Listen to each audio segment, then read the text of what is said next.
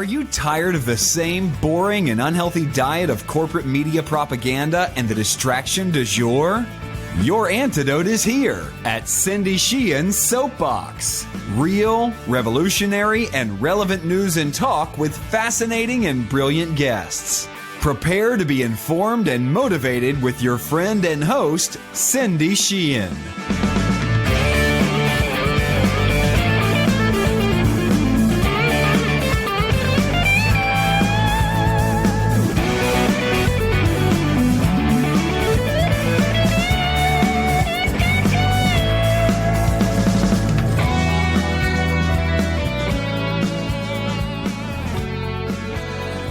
Welcome back to the Soapbox. I'm your host, Cindy Sheehan.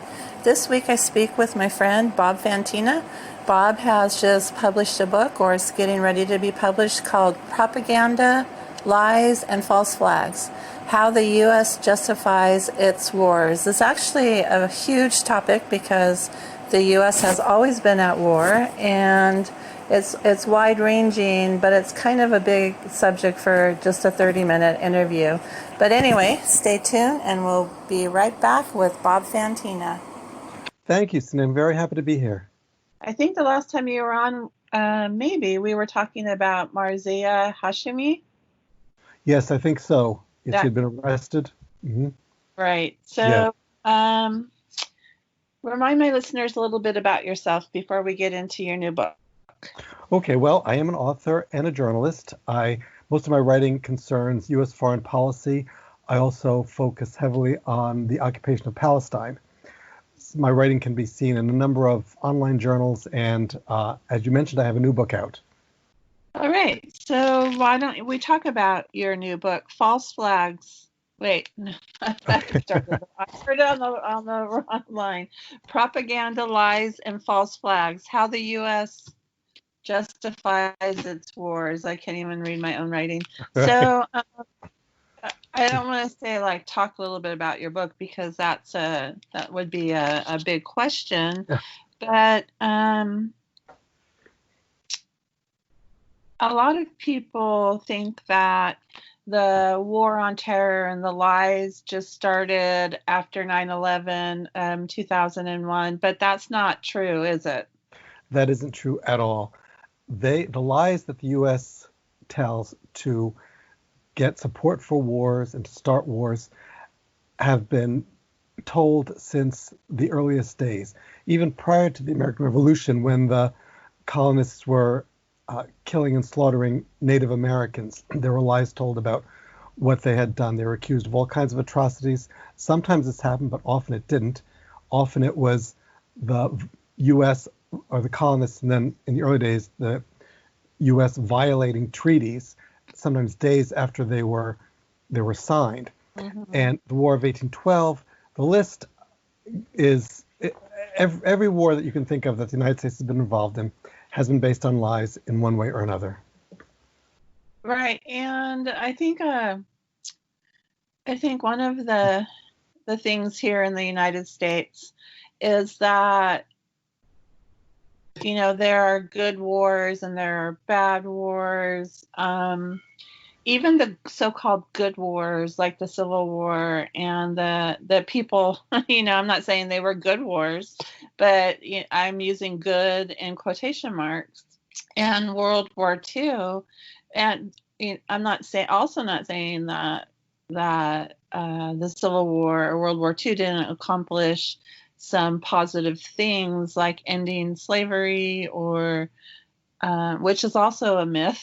The Civil War didn't really end slavery, but because of the 14th Amendment, but or ending fascism, or closing the Nazi the Nazi death camps. There wouldn't have been death camps if it weren't for World War II. So talk about the lies that have also led to these good wars. Okay, let's talk about World War II for a minute. Of course, World War II was waged because the Germans were committing atrocities across Europe. But there's some things that aren't known. One is that the United States was trading with Germany and only entered the war after Germany stopped certain trade. It wasn't as advantageous as it was. So at that point, the United States said, okay, we will trade by having a war. Also, during World War II, several companies continued trading with the German army. Several companies U.S. companies were supplying communications technology, airplane technology that was keeping German communications going, and that was keeping German airplanes in the air. These were U.S. companies. Some of them, after the war, received money from the U.S. government because the U.S. government had bombed their factories in Germany, and they were reimbursed for those losses after the war.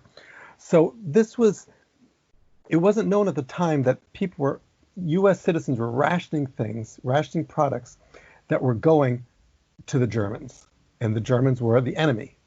But as long as there was a buck to be made, the U.S. was going to make it. Right. And what was something that you were surprised about when you were researching this book? I was surprised about the consistency of the model that the U.S. follows. Mm-hmm. It identifies a country that, for one reason or another, it doesn't like its government. It could be because the government is too left-leaning. That's been several cases. It could be because the government threatens trade in some way. The War of 1812 was one of those.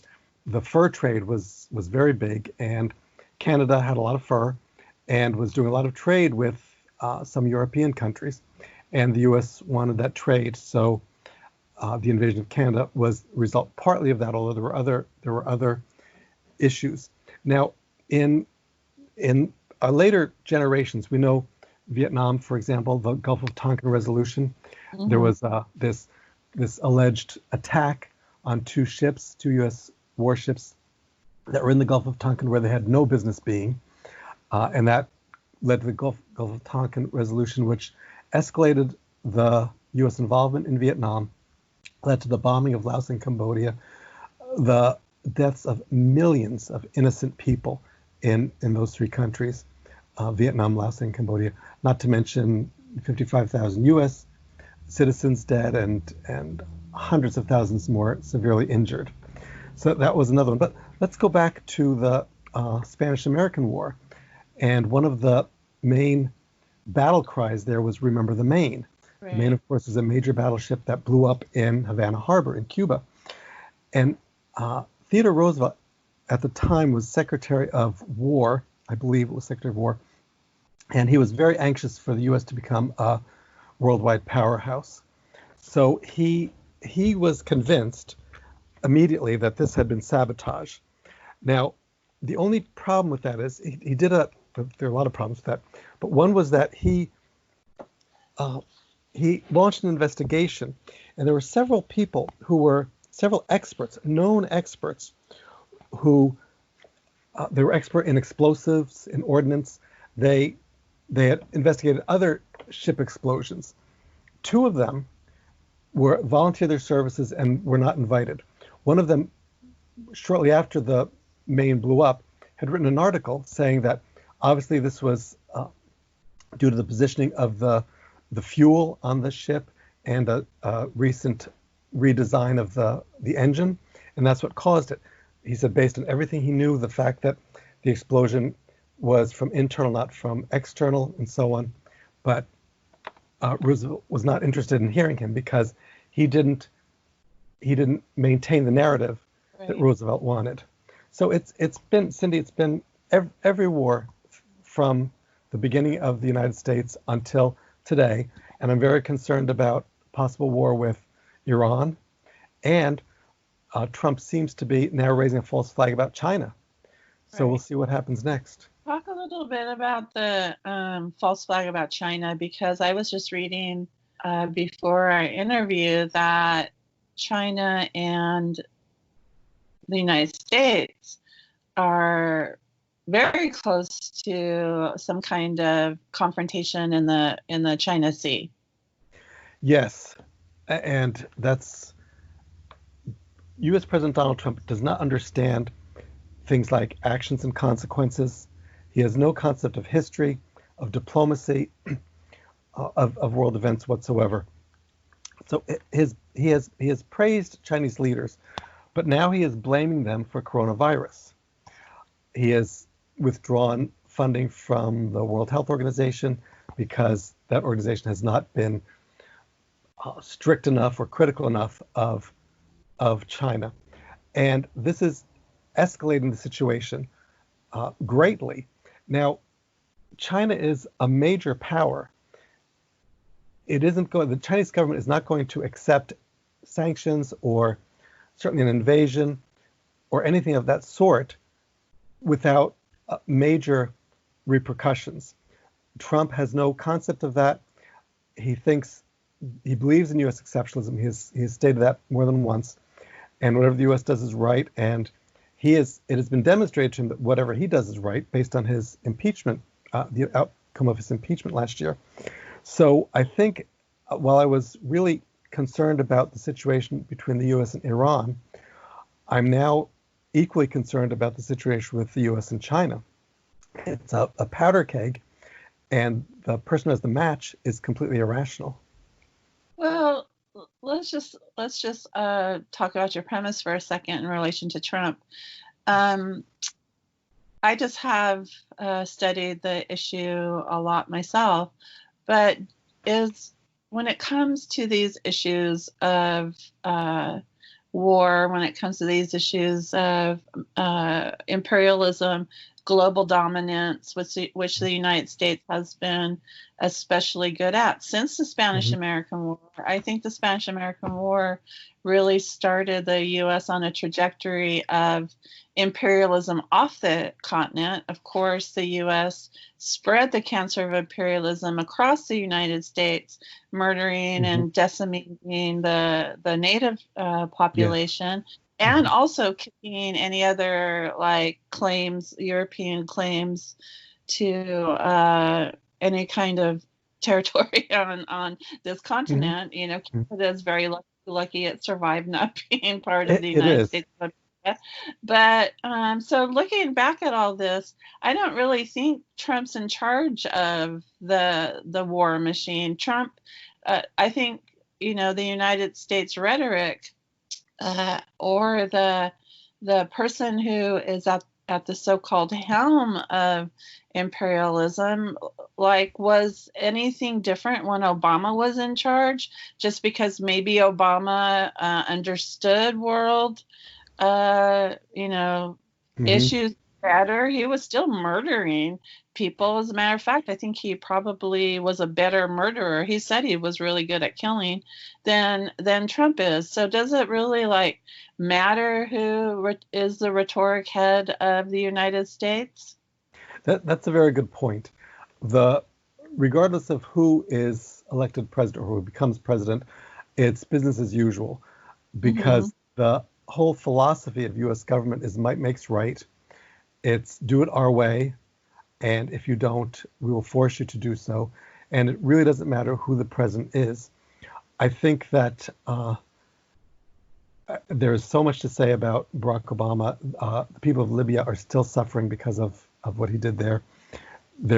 He gets a free pass, I think, to some degree, partly because he was well spoken, and and that was something in his favor. But what did it really mean? Again, because we had Bush before. And Bush was not well spoken. Right. And he wasn't. I don't think Trump is any worse than Bush was in that regard. But then we get this Obama, and he gets a pass too because he was the United States quote unquote first Black president. And but talk about Libya. There was massive amounts of propaganda, and our first Black president literally destroyed an African country. Absolutely. There was all kinds of talk about humanitarian needs in Libya, but the problem was Libya had a couple of things going against it. One was that Gaddafi supported the Palestinians very, very strongly. And of course, any nation that does that is going to be in the crosshairs of Israel, and whatever Israel says, the U.S. will do. So that was a main factor there. Now, prior to this, Libya was referred to as the Switzerland of that part of northern Africa. It Right. was a nation. They had excellent health care, free education. There were. It wasn't utopia. No country on the planet is utopia, but there were many, many good things going on. However, because of, at least partly because of its stance on Palestine, it was not going to be allowed to continue to function that way. It was anyone who supports Palestine, any nation that supports Palestine, is seen as an existential threat to Israel. Why this is, I don't know, but Israel sees existential threats everywhere. A few years ago, the World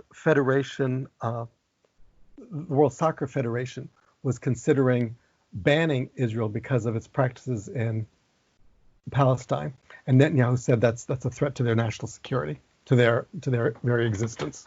Oh my God. So there was that. There was also the need for every nation throughout the Middle East, that area of the Middle East, to be destabilized. If there aren't going to be U.S. pawns Right. with little puppet governments, then they must be destabilized. Look at Syria today. Syria has fought long and hard against U.S.-supported terrorists. And Hillary Clinton a few years ago said that the best thing the U.S. could do for Israel is overthrow the government of Syria. Well, I can hardly comprehend that this is a statement that the Secretary of State of the United States would say. Well, I can, but would any reasonable government official say that to benefit one country, which has an atrocious human rights record, you're going to overthrow the government of another country? This makes no sense to me whatsoever. But that's the U.S. Right. This this interview is not linear because there's been so many wars and there's been so many lies. There's been so much propaganda. And like you said, what surprised you is how consistent the U.S. is with the propaganda. And right now, excuse me, I don't know what's wrong with me, but I don't have corona, so I don't want anybody to be concerned about that. Well, that's good. Yeah. So right now there's a situation where Iran, a sovereign state, a sovereign nation, is sending, I believe 4 tankers filled with gas and other necessities to Venezuela, Yes. and which is also a sovereign state, and Iran and Venezuela are both on the United States' vicious sanction regime. And of course, one of the consistent things, especially in Latin America and the Caribbean, when the U.S. hates a nation, is that, or like you said, when the U.S. can't completely dominate another nation, because there are a lot of nations in or states in South America and the Caribbean that are friendly with the United States, and those are the nations that should be called narco terrorists. But one of the narratives is that whatever leader we don't like or the United States doesn't like in any country is a narco terrorist, which that's been a label that the U.S. has placed on Maduro. And so we have the situation where these two, Venezuela and Iran, they have every right to trade with each other. Venezuela has every right to pay Iran anything for any of the goods that they're bringing in. But the United States claims differently. They claim they have the right to regulate trade between those two countries, which is also leading to a powder keg, because both Venezuela and Iran have more or less friendly relations with China and Russia. Yes, they do. And the United States is becoming more isolated and it's becoming more the odd man out. And that makes it dangerous. But as you say, Iran and Venezuela have every right to establish alliances, to trade back and forth. It is not up to the United States to regulate who trades with whom. Although, as you recall, when the U.S. withdrew from the JCPOA a couple of years ago, and the European signatories said they were going to remain as part of it and continue trading with Iran, the U.S. threatened them with sanctions until they withdrew, until they ceased their participation. So the U.S. wants to control everything to its way of doing business. Now, in Venezuela, it's very interesting that Trump and many U.S. politicians have said that Juan Guaido is the legitimate president of the United States, not Maduro. Now, let's go back. President of Venezuela. You said he was the legitimate president of the United States. Yeah. I'm sorry. Yeah, they say that Guaido is the legitimate president of Venezuela, and not Maduro. If we go back to 2016, you'll recall that Donald Trump lost the popular vote by almost 3 million. How would the U.S. have reacted if countries around the world decided they were going to recognize Hillary Clinton as the president of the United States because she was the one who was legitimately elected? Right. The U.S. would not tolerate that, of course. And yet the U.S. is willing to do something similar, a very close parallel, in Venezuela.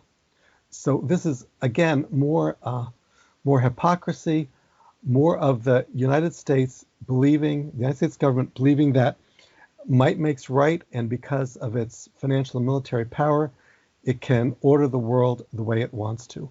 And as a result, the suffering that it causes to people around the world is just unspeakable. It's estimated that just since World War II, and not including World War II, the U.S. has been responsible for at least 20 million deaths of mostly innocent men, women, and children. Appalling. It is absolutely appalling. Abhorrent.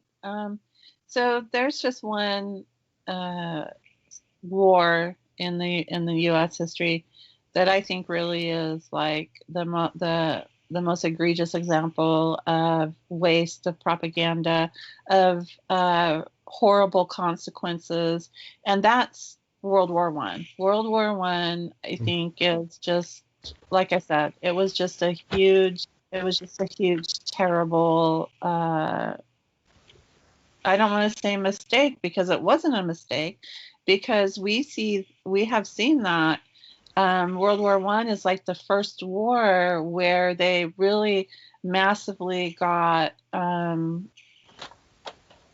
organized in the propaganda with Edward Bernays. Do you go into that in your book?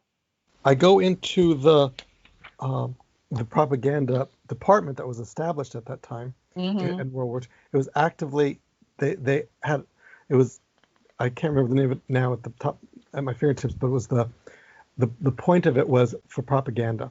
But also, as you say about World War I, at the end of the war, was it Wilson who? Yeah. Wilson was very disillusioned and said, "Is there anybody who doesn't recognize that this was simply a corporate war?" Well, and interesting, since he was like one of the major cheerleaders to get the United States into the war. Yes, he was, but he later realized that it was wrong, but he didn't do anything to end it. Right, it's horrific. But some of the in World War II, some of the propaganda was what the food, and I mentioned this in my book. The Food Administration, now the Food and Drug Administration, was actually writing articles and sending them to magazines and newspapers so that they could publish them as they were. So this was the government using the media, which it has done all through its history, to put its point across. We mentioned, just as an aside, we mentioned Libya a few minutes ago, and the U.S. Media was showing huge anti-Gaddafi demonstrations in Libya, but journalists who were there also saw huge pro-Gaddafi demonstrations, but no one was seeing that. That wasn't the narrative that the U.S. wanted portrayed. Uh-huh. There was so much in World War II. There was so much that propaganda. Children were used as propaganda. They needed to support the war. They wore uniforms and Red Cross nurses' uniforms. Toy weapons were very commonplace.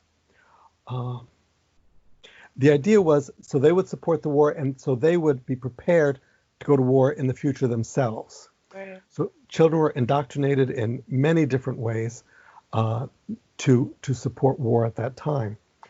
The Committee on Public Information. It came to that. That was the name of the propaganda organization of the U.S. in World War I. A lot of information was discovered later about that. It was found in a storeroom in some building in Washington. But censorship was part of the propaganda. People were only allowed to hear what the U.S. government wanted them to hear. It was, as you said, an unnecessary war, as all of them were. It was extremely deadly. It engulfed much of the world, and the U.S. citizenry in the world were lied to it by the U.S. government. Were lied to about it by the U.S. government. Look at Eugene V. Debs was sentenced to 10 years in prison for speaking out, making a public speech against Wilson in World War I. And that was he was one example of many. He was people who were arrested, shunned, lost jobs, and so on. This is the land of the free and the home of the brave, right? Right. But as long as you don't say what the government doesn't want you to say, don't act in a way that the government doesn't want you to act, then you're fine. But that's a very narrow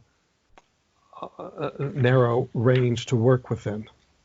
Well, then this all led up to the Iraq War, and they actually had a group called the Iraq White House Group that thought of ways to promote the Iraq War to the United States, the citizens of the United States. And one of the things that came out from that group was, we can't roll out this war in August. We can't do anything in August because it's not a good time to actually promote anything. So they went from, in World War I, kind of exploring how this propaganda could work, positively to get the people stirred up for war, to like being so sophisticated that they know you don't roll out a new product in August.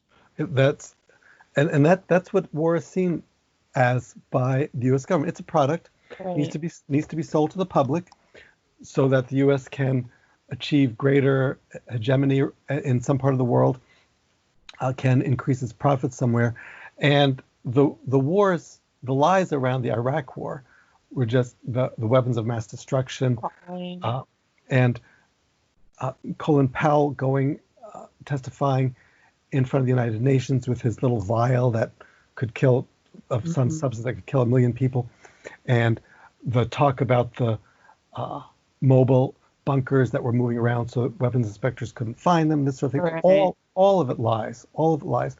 And then they even put out they tested, they had test things that the public would buy. And Condoleezza Rice, she was famous for saying, don't let the smoking gun be a mushroom cloud.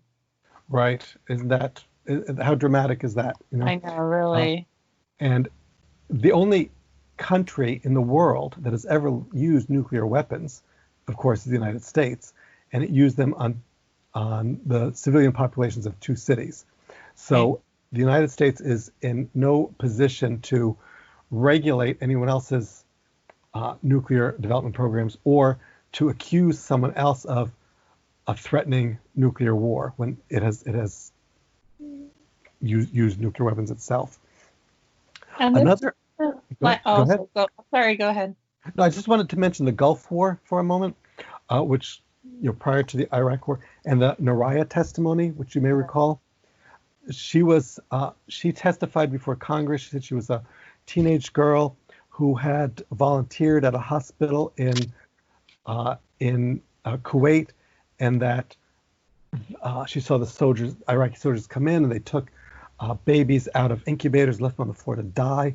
And this was, shocking. This was, people around the world were horrified by this.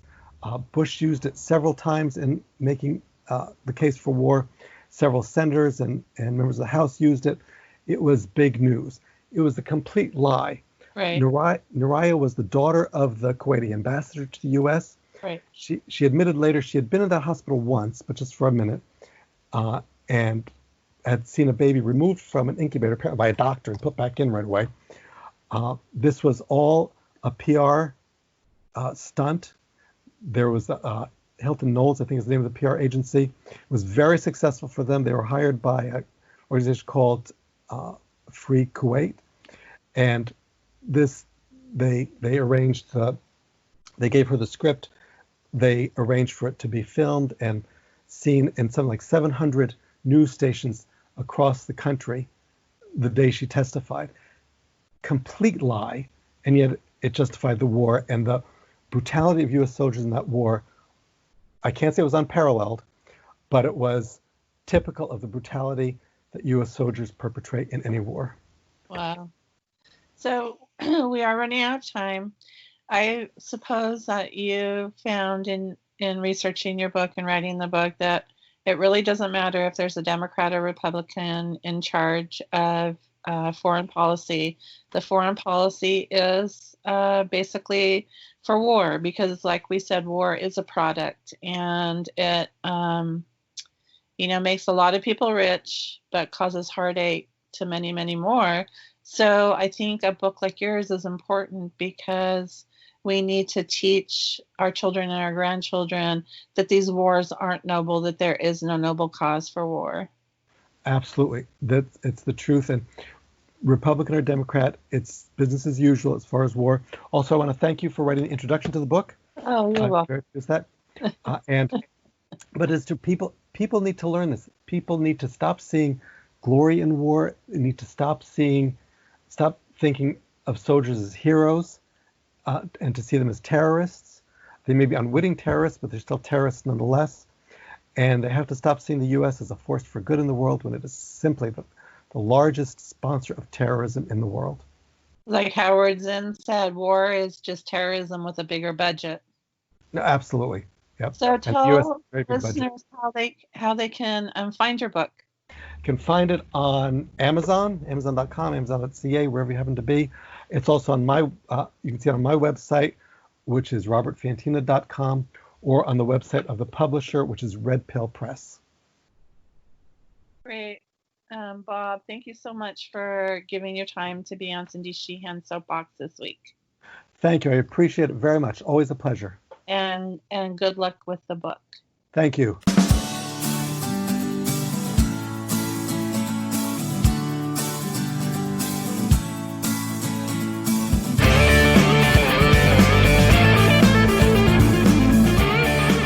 That's the Soapbox for this week. As always, I hope you were informed and inspired to do further research and perhaps get Bob's new book. Also, I'd like to have Bob back on soon and we can talk some more about this subject. The important things about pointing out the lies and propaganda is that we just need to recognize them before another war starts. As always, I'd like to thank my engineer, Don DeBar. I'd like to thank Bob Fantina for being on the show and asking me to write the intro to his book. And I'd like to thank you for listening. I'm Cindy Sheehan. You've been listening to The Soapbox. Peace out for now.